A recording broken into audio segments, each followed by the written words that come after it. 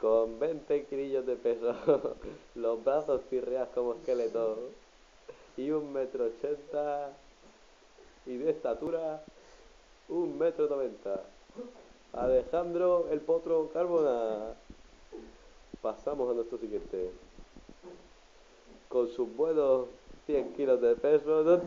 Es broma, con sus 50 kilos de peso, sus brazos atléticos y su gran actitud de boxeador, José el Cañón Miguel Martínez. Trin, trin, suena la campana.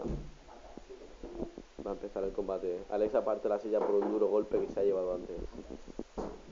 Bueno. Y... Espera. Alex ataca a traición, 2 puntos menos. Y empieza el combate. Ponte más para acá, José.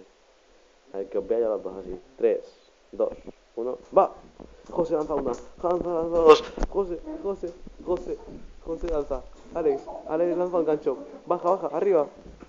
Alex se decide por el Muay Thai. Está los dos en el suelo. Alex le hace una luxación de brazo. Lo tiene cogido. José le atrapa con las piernas en plan calamar. Agarran de cuello. Alex se libra. Pelean como gays con las manos. Se estampan contra eso. Le infla patadas a Alex en el suelo. ¡Buah! Patada en la nuca. José lo derriba. Lo atrapa con las piernas. Alex se libra. Alex busca. ¡Dios! Dos duras patadas de José en la espalda. Dios, qué rayado eso. ¡Dios!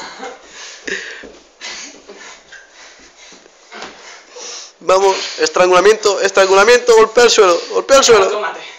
Toca el suelo 3 veces y te rindes. Toca el suelo 3 veces. Y rin.